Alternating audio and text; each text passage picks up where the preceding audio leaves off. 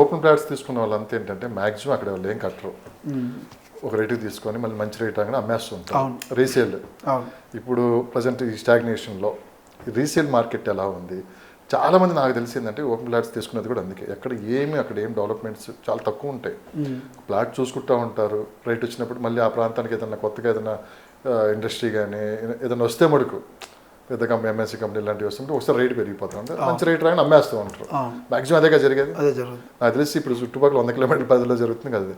15 సంవత్సరాల క్రితం 20 సంవత్సరాల క్రితం కొనుక్కున్న వాళ్ళు కూడా ఆ ప్లాట్ అలానే ఉంది ఇప్పటికీ. అక్కడే కన్స్ట్రక్షన్ జరుగుతుంది. లొకేషన్ వైజ్ ఉంటుందండి, ఏరియా బట్టి, లొకేషన్ బట్టి. అంటే సిటీ పరిధిలో అయితే మ్యాక్సిమం అయిపోయింది, సిటీ పరిధి దాటి. సో అసలు రీసేల్ మార్కెట్ ఎలా ఉంది? రీసేల్ మార్కెట్ పర్లేదు, ఎప్పుడు బాగానే ఉంటుంది. రీసేల్ మార్కెట్ ఎప్పుడు కూడా ఎట్లా ఉంటుందంటే అర్బనైజేషన్ అయ్యే కొద్దీ ఆడేదన్నా సీరియస్ యాక్టివిటీ జరుగుతుంది. కానీ ఇవాళ హైదరాబాద్లో ఉన్న వాళ్ళు సిటీ అవుట్స్కట్ పోయి ఇన్వెస్ట్ చేసేంత కూడా ఎమర్జింగ్ మార్కెట్ అంటారు దీన్ని. ఈ ఎమర్జింగ్ మార్కెట్ ఏంటంటే పిల్లల భవిష్యత్తు కోసం లేదా 5 to 10 years మేము సేవ్ చేసుకుందాం అనుకునే ఉద్దేశంతో పోయి ఇన్వెస్ట్ చేసే వాళ్ళంతా కూడా ఎమర్జింగ్ మార్కెట్లో ఇన్వెస్ట్ చేస్తారు. సో రీసేల్ మార్కెట్ జరగాలంటే వితిన్ ది సిటీలో లేదా నియర్ బై హౌసెస్కో, నియర్ బై కంపెనీస్కో, నియర్ బై రోడ్కో, హైవేకో చేసుకున్నప్పుడు ఏంటంటే రీసేల్ అనేది చాలా ఈజీగా జరుగుతుంది, తొందరగా జరుగుతుంది. ఇవాళ ఎమర్జింగ్ మార్కెట్లో ఇన్వెస్ట్ చేసిన వాళ్ళందరూ కూడా కొద్దిగా టైం పడుతుంది. ఎందుకంటే అక్కడ ఏదైనా యాక్టివిటీ జరగాలి, ఏదైనా ఇన్ఫ్రాస్ట్రక్చర్ డెవలప్ అవ్వాలి, ఏదైనా కంపెనీ రావాలి, ఎంప్లాయ్మెంట్ రావాలి, ఇవన్నీ వచ్చినప్పుడు జరగడానికి అవకాశం ఉంటుంది. ఇవాళ ఎమర్జింగ్ అయింది, అప్పుడు రీసేల్ అవుతుంది. రీసేల్ అయింది ఏమంటే కన్స్ట్రక్షన్ అవుతుంటుంది. సో ఇది జరగడానికి ఏంటంటే మనం 5 to 7 years అనేది మినిమం ఇన్వెస్ట్మెంట్ టైమే 5 years చెప్తాం మనం ఎవరికైనా కూడా. మీరు ఎక్కడ ఇన్వెస్ట్ చేసినా 5 సంవత్సరాల వరకు ఈ ల్యాండ్ని అమ్మాలనే ఉద్దేశం ఉండకూడదని చెప్తాం మనం. 5 నుంచి 10 ఏళ్ళ మధ్యలో వచ్చే ప్రైస్ అంతా కూడా మీ ROI కూడా మంచి ROI వస్తుంది.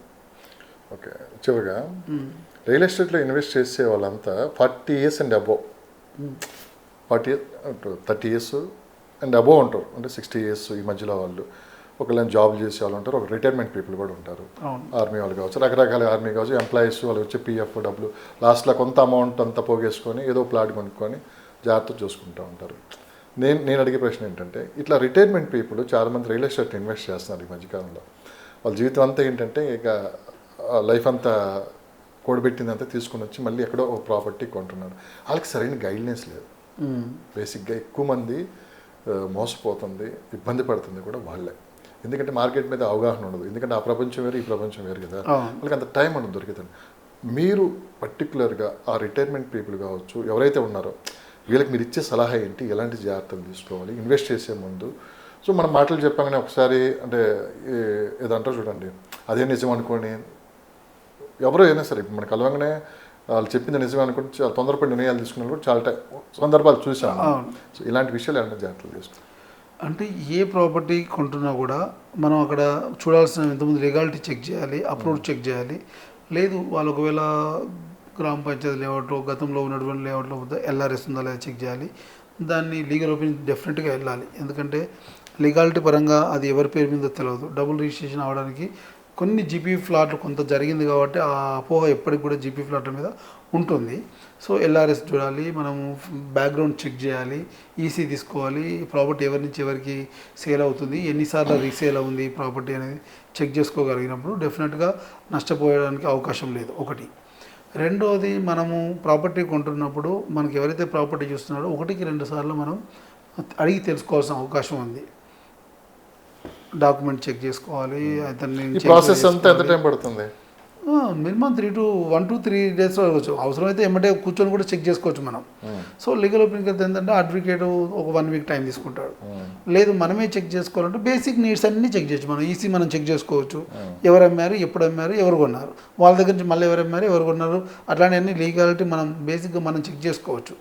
డాక్యుమెంట్స్ ఉన్నాయి, ఈ లింక్ ద్వారా చెక్ చేయొచ్చు మనం. ఎవరి నుంచి ఎవరికి అమ్మారు, ఎప్పుడు అమ్మారు, ఎక్కడికి అమ్మారు చెక్ చేయొచ్చు. లేదు అక్కడ ఏదైనా యాక్టివిటీ డెవలప్ అవుతుంది, ఏదైనా రోడ్స్ పోతున్నాయి, ఈ రోడ్ ఎక్కడి నుంచి పోతుంది, లేదు మనం రోడ్డు పక్కన ప్రాపర్టీ కొంటున్నాం, ఈ రోడ్ ఎక్స్టెండ్ అయ్యే అవకాశం ఉందా లేదా, ఎక్స్టెండ్ అయితే ఎన్ని ఫీట్ల రోడ్ అవుతుంది, ఎంత ఎక్స్టెండ్ అవుతుంది, మనం కొనే ఫ్లాట్లకి వెళ్ళి ఎంత వరకు, ఇవి చెక్ చేసుకోవాలి. రోడ్డు ఫేసింగ్ ఉందని పోయి మనం తొందరపడుకుంటే రోడ్డు పెద్దగా అయిందనుకో రేపు మనం కొనంగానే పెద్దగా అవుతుంది. ఎందుకంటే R&B వాళ్ళ దగ్గర ముందే ఉంటుంది, ZP రోడ్ పర్మిషన్ వాళ్ళ దగ్గర, పంచాయతీరాజ్ వాళ్ళ దగ్గర ఉంటుంది. సో ఇవన్నీ చెక్ చేసుకోవాలి ప్రతిదీ కూడా. సో మీరు ఏదైనా కన్సల్టెంట్ ద్వారా పోయినప్పుడు ఏంటంటే కన్సల్టెంట్ ద్వారా డెఫినెట్గా ఇవంతా ఇన్ఫర్మేషన్ ఉంటుంది.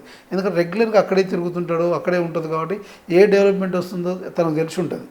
సో డెఫినెట్గా 1-2 సార్లు అడగండి, వాళ్ళు చెప్తారు. వాళ్ళు చేయలేకపోయినప్పుడు మీరు ఎంక్వైరీ చేయండి. ఇప్పుడు స్ట్రైట్గా ప్రశ్న అడుగుతాను. మార్కెటింగ్ పీపుల్ కావచ్చు, కంపెనీస్ కావచ్చు, సో 100% మా దగ్గర ఇన్వెస్ట్ చేస్తే రాబోయే 5 సంవత్సరాలు మీకు డబుల్ త్రిబుల్ అయితే అని ప్రతి ఒక్కరికి చెప్పే మాట అయితే ఇది. ఇక్కడ 100% పెరిగేది కానీ తగ్గే అవకాశం లేదని చెప్పే మాట ఎప్పుడు వింటూనే ఉంటాం. అలాంటి సందర్భంలో రీసేల్ బాధ్యత ఎందుకు వీళ్ళు తీసుకోరు? రీసేల్ బాధ్యత అనేది ఏంటంటే సార్, కంపెనీ అంత నమ్మకంగా కస్టమర్కి చెప్పినప్పుడు అదే కస్టమర్కి రేపు పొద్దున ఈ ప్రాపర్టీని మేమే సేల్స్ చేసి పెడతాం, మా బాధ్యత అని ఎందుకు చెప్పలేకపోతున్నాం? అంటే ఒకటి ఏంటంటే సార్, ఇప్పుడు కొనేదాం ప్రాపర్టీ అంతా కూడా ఎమర్జింగ్ మార్కెట్ కదా.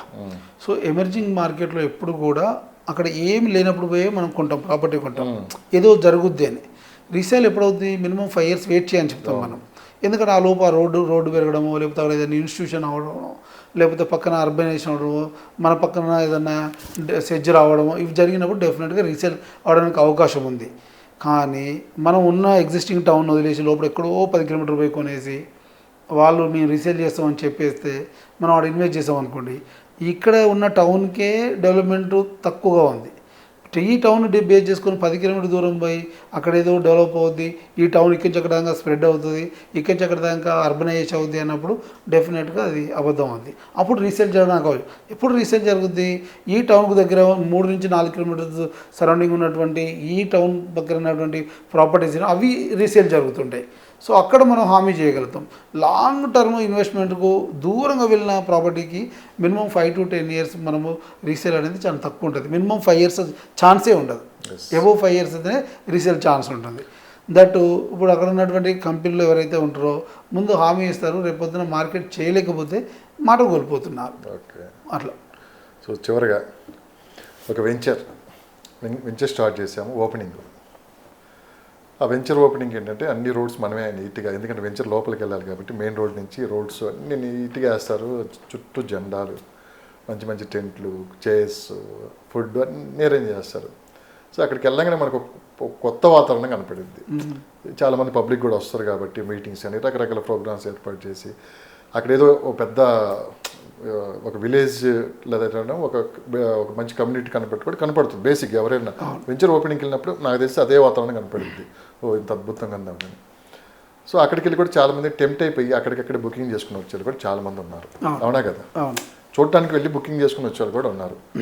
సో అది అట్లా వెళ్ళి బుక్ చేసుకొని క్లోజ్ చేసుకోవడం ఎంతవరకు కరెక్ట్? ఒకటి. సెకండ్, ఏదైతే వెంచర్ ఓపెన్ అయిందో ఆ వెంచర్ తర్వాత ప్రోగ్రామ్ అయిపోయిన తర్వాత 10 రోజులకో 15 రోజులకో అసలు వాస్తవ పరిస్థితి లేదని అక్కడ అర్థమైపోయింది. అలా వెళ్ళి చూడటం ఎంతవరకు కరెక్ట్ నేను అంటాను. అంటే అట్లా చేసేవాళ్ళు పాయింట్ అర్థమైంది. నాకు అర్థమైంది. మీరు లాంచింగ్ రోజు కొనడం ఎంతవరకు సమంజసం అంటున్నారు కదా. అంటే అంత వాతావరణం కనపడింది అక్కడ. ఎందుకుంటుంది నేను చెప్తాను. అట్లా చేసేవాళ్ళు చాలా తక్కువ మంది ఉంటారు. వెంచర్ లాంచింగ్ రోజు కొనేవాళ్ళు 10-15% కంటే ఎక్కువ ఉన్నారు. ఈ 10-15% ఎందుకు ఆ రోజు ఎందుకు కొంటారు, ఆ రోజు ఎందుకు చేస్తారంటే లాంచింగ్ రోజు ఒక ఆఫర్ ఉంటుంది. ప్రతి కంపెనీ కూడా మినిమం రిటర్న్ తీసుకోవాలనే ఉద్దేశం ఒకటి ఉంటుంది. రెండోది, ఇలా ఇన్వెస్ట్ చేసే వాళ్ళందరూ కూడా భూమి యొక్క వర్త్, ఆ ల్యాండ్ యొక్క ఇన్వెస్ట్మెంట్ గతంలో చేసిన యొక్క బెనిఫిట్స్ పొందిన వాళ్ళే ఇటువంటి చేస్తారు. సో వాళ్ళకు పూర్తి అవగాహనతోనే చేస్తారు వాళ్ళు చేసేవాళ్ళు. లాంచింగ్ రోజు ఇన్వెస్ట్ చేసే వాళ్ళందరూ కూడా ఆ రోజు ప్రాపర్టీ మీద ఇన్వెస్ట్ చేసేవాళ్ళు, బుకింగ్ చేసే వాళ్ళందరూ కూడా డెఫినెట్గా వాళ్ళకి ఆ ప్రాపర్టీ మీద అవగాహన ఉంటుంది. గతంలో వాళ్ళు ఎన్నో ఇన్వెస్ట్మెంట్ చేసి ఉంటారు కాబట్టి దాని బెనిఫిట్ వాళ్ళకి తెలుసు కాబట్టి లాంచింగ్ రోజు చేస్తారు. ఆ రోజుకున్న ప్రైస్కు ఆ తర్వాత వచ్చే ప్రైస్కు డిఫరెన్స్ ఉంటుంది. సో దానివల్ల డెఫినెట్గా లాభం ఉంటుందనే ఉద్దేశంతో డెఫినెట్గా ఆ రోజు ఇన్వెస్ట్ చేస్తారు. కరెక్ట్. ఎందుకంటే వాళ్ళకి అవగాహన ఉంటుంది. ఎందుకంటే వాళ్ళు లీగాలిటీ ఓపెన్ అప్రూవ్స్ ఇవన్నీ చూసుకున్నాకనే ఫస్ట్ వెంచర్ విజిట్కి వస్తారు. దట్టు వాళ్ళు ఎందుకంటే గతంలో ఇన్వెస్ట్ చేస్తున్నారు కాబట్టి ఏ టైప్ ఆఫ్ డాక్యుమెంట్ చెక్ చేయాలో వాళ్ళకి తెలిసి ఉంటుంది. దట్టు ఉందంటే ప్రైస్ తెలుసుగా వాళ్ళకి.